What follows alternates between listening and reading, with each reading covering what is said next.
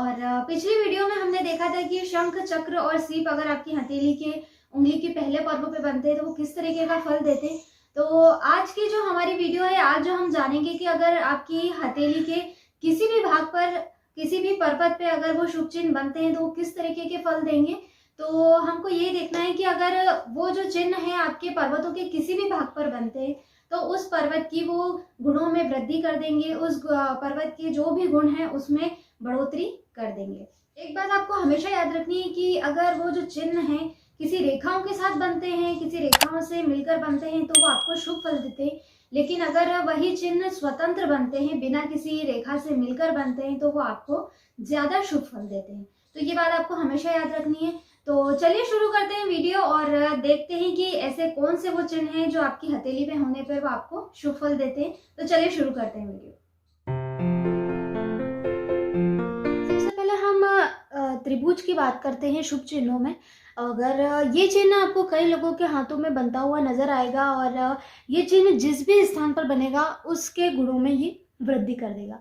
लेकिन अगर हम देखते हैं कि अगर ये चिन्ह किसी रेखा से मिलकर बनता है, जैसे हम मान लेते हैं कि यहाँ से कोई रेखा इस तरीके से ऐसे जा रही है और यहाँ पर इससे मिलकर एक त्रिभुज बन गया है, या इस तरीके से कोई रेखा जा रही है और ये त्रिभुज बनता हुआ नजर आ रहा है, रेखाओं से मिलकर बना है ये त्रिभुज, तो ये आपको शुभ फल देगा। लेकिन अगर यही त्रिभुज किसी ऐसे स्वतंत्र बनता है, बिना किसी रेखा से मिलकर स्वतंत्र बनेगा, तो ये उनके गुणों में वृद्धि कर देगा। जैसे ये सूर्य की उंगली पे, सूर्य पर्वत पर बना हुआ है, तो ये सूर्य से जो भी सरकारी नौकरी से जो रिलेटेड जो भी चीज़ें होती हैं उन चीज़ों में ये वृद्धि कर देगा। अगले शुभ चिन्ह की हम बात करें तो अगला शुभ चिन्ह जो है वो है त्रिशूल। तो त्रिशूल भी अगर पहले तो हमने त्रिभुज के बारे में जाना कि त्रिभुज अगर हो तो किस तरीके का फल देगा। दूसरा हम देखते हैं त्रिशूल।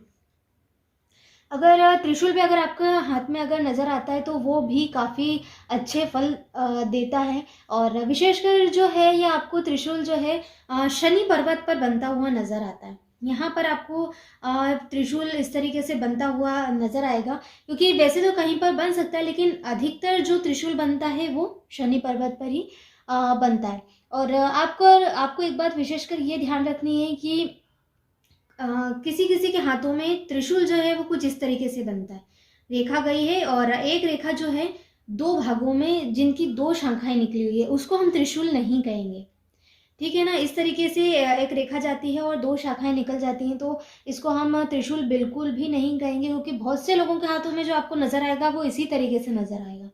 तो पहले तो किसी किसी के लोग में भाग्य रेखा नीचे से कुछ इस तरीके से आती है और ऊपर जाके दो भागों में बैठ जाती है, तो हमको लगता है कि वो त्रिशूल है।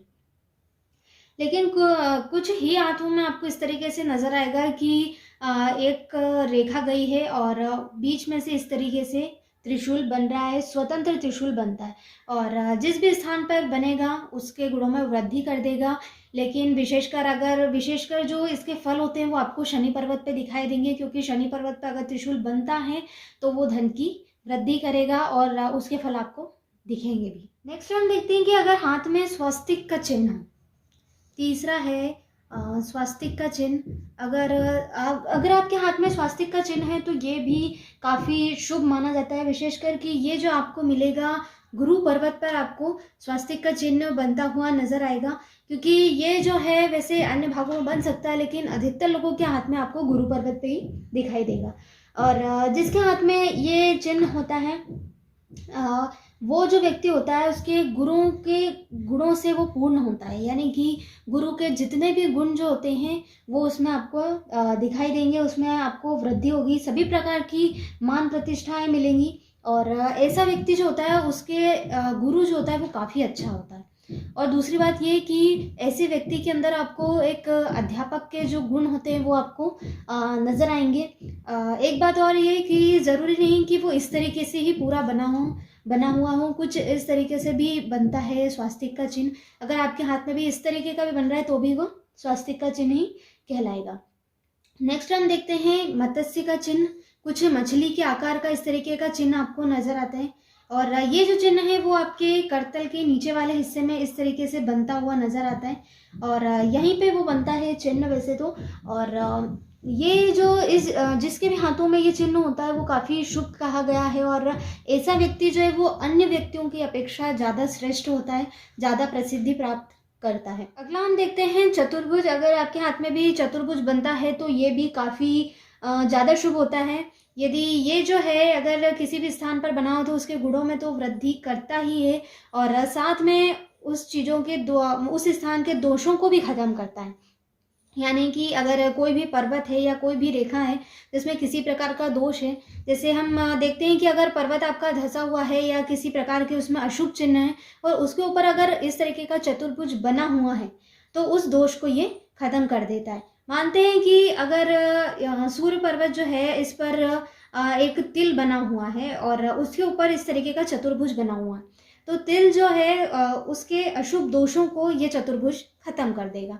और अगर इस तरीके की मानते हैं कि ये आयु रेखा है हमारी और इसमें बीच में किसी प्रकार का गैप है, तो उसमें अगर इस तरीके का चतुर्भुज बनता है तो उस उम्र में जो आपकी जो प्रॉब्लम होने वाली थी उस प्रॉब्लम को ये चतुर्भुज खत्म कर देता है। यानी कि ये कहा जाएगा कि इस लाइन पर आयु रेखा में जो दोष था वो दोष अब खत्म हो चुका है। तो यही है कि जिस भी स्थान पर चतुर्भुज बनेगा उसके दोषों को वो खत्म कर देगा और उसमें अच्छाई की वृद्धि करेगा। इन चिन्हों के अलावा आपको कई शुभ चिन्ह देखने को मिल सकते हैं। जैसे हम देखते हैं कि ध्वजा का चिन्ह, इस तरीके से ध्वजा का चिन्ह आपको हाथों में दिख सकता है। नेक्स्ट यव का चिन्ह, यव का चिन्ह आप जानते हैं कि इस तरीके से यव का चिन्ह होता है और यव का चिन्ह आप देख सकते हैं। और उसके बाद आप देख सकते हैं घट का चिन्ह, घट की आकृति का ये चिन्ह होता है। इस तरीके से घड़े की आकृति का चिन्ह आपको हाथ में दिख सकता है। चंद्रमा की आकृति का आपको एक साइन दिख सकता है, या फिर आपको सूर्य की आकृति का साइन दिख सकता है। वीणा की आकृति का आपको साइन दिख सकता है, कुछ इस प्रकार की वीणा की आकृति का साइन होता है।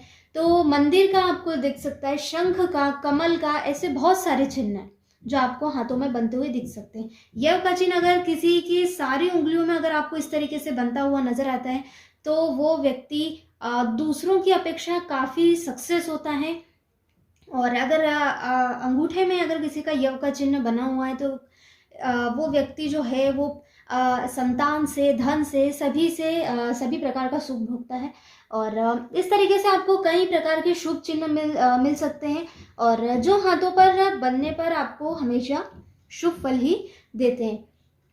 लेकिन ये जो चिन्ह अभी मैंने आपको बताया ये बहुत ही कम हाथों में नज़र आते हैं, इसलिए हमने इन चिन्हों पर ज़्यादा डिस्कशन नहीं किया है। बस आपको इतना याद रखना है कि ये चिन्ह जहाँ पर भी बनेंगे उनके स्थान के गुणों को ये बढ़ा देंगे। अगर रेखा पर ये चिन्ह बनता है, किसी भी रेखाओं पर ये चिन्ह बनता है तो उनके गुणों में वृद्धि कर देगा। और जिस भी आयु में बनता है हम कैलकुलेट करके आयु जान सकते हैं और उस एज में आप जान सकते हैं कि ज़्यादा अच्छा फल मिलेगा। अगर उंगली पे मानते हैं कि आपकी तर्जनी उंगली पर इस तरीके का कोई चिन्ह बनता है, जैसे मान लेते हैं कि यहाँ पर आपका त्रिभुज का चिन्ह बनता है, तो आपको ये आपके गुरु के पर्वत को, गुरु पर्वत में जो भी गुण होते हैं उनको बढ़ा देगा। आपके हाथ में भी ये शुभ चिन्ह बनते हैं तो ये आपको शुभ फल जरूर देते हैं। और आपको एक बात याद रखनी है कि ये जो चिन्ह है टूटे ना हो, पूर्णतः बने हो, पूर्ण आकृति में बने हो, तो ये आपको याद रखना है। और वीडियो की स्टार्टिंग में मैंने आपसे कहा था कि ये जो चिन्ह है अगर किसी रेखाओं से मिलकर बनते हैं, रेखाओं के सहारे से बनते हैं, तो ये आपको शुभ फल देंगे। और अगर ये स्वतंत्र बने होते हैं तो ये आपको ज़्यादा शुभ फल देते हैं। तो अगर आपको ये वीडियो पसंद आई हो तो प्लीज़ लाइक कीजिए और जो हस्तरेखा सीखना चाहते हैं उन्हें भी ये लिंक शेयर कीजिए। और अगर आपने मेरे चैनल को अभी तक सब्सक्राइब नहीं किया है तो प्लीज़ सब्सक्राइब कीजिए, बेल आइकन को प्रेस करना ना भूलें जिससे मेरी वीडियो की लिंक आप तक जरूर पहुंच सके। तो मिलेंगे नेक्स्ट वीडियो में एक और अच्छे टॉपिक के साथ, तब तक अपना ध्यान रखिए। धन्यवाद।